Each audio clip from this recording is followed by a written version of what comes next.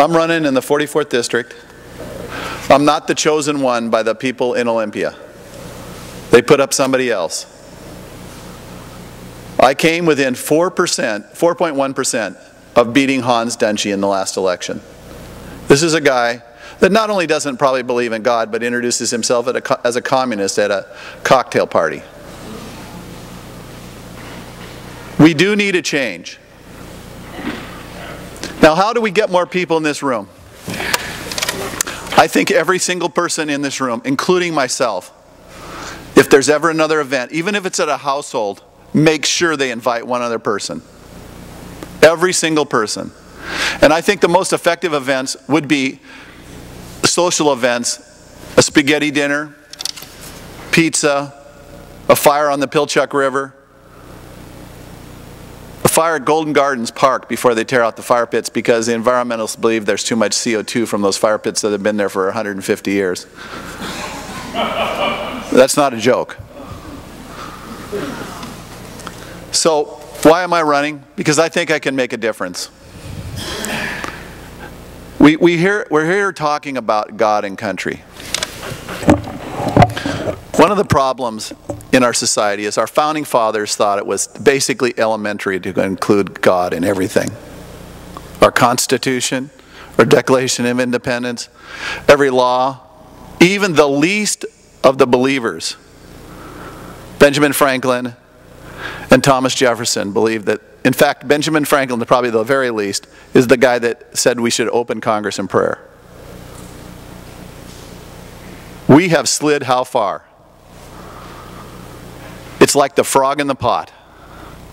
If you put a frog in a pot in cold water and you just put it on low heat, it just keeps coming up and coming up until the frog is cooked and the frog doesn't jump out.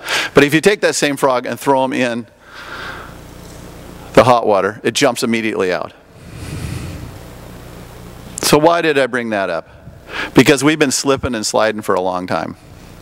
We haven't even noticed how we got here. So, number one, this is a campaign speech, and I need money, I need votes, and I'd like each one of you that lives in the 44th district to go out and get your friends to vote for Bob in this election. I'm the only one running that's ever balanced a budget in a real way of the candidates in the 44th district. It includes all the Republicans. The only one that's ever balanced a county or anything budget. So I'm asking for you to call your friends and vote. So vote Bob. So what about this? This is a set of stairs. The Democrats and the progressives have gotten us to the bottom of the stair. They've taken us down a step at a time. What is a step? It's a 7-inch fall. If they took us from the second story to the first story, it'd be a deadly fall, a 10-foot fall. So we need to reverse this. These need to be steps out of the hole.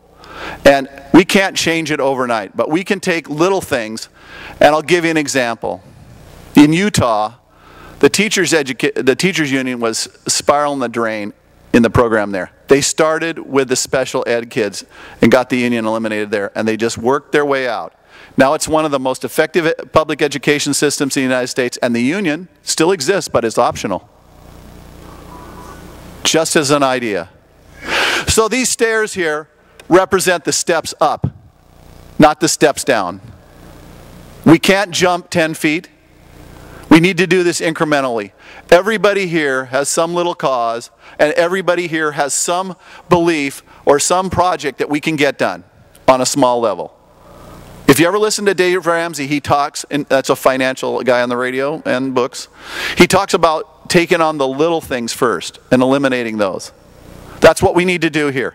This state is screwed up.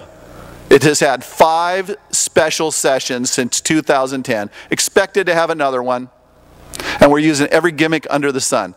All the dedicated funds, Randy here a few minutes ago implied how much we owe. But if you just go to the retirement, no one really knows. We owe at least $10 billion on the retirement that's unfunded. Who's going to pay? So, everybody take on a little cause. We'll get there. That's what the steps are about. Vote Bob, because I think I can make a difference. And I'm going to read one passage from the Bible for you.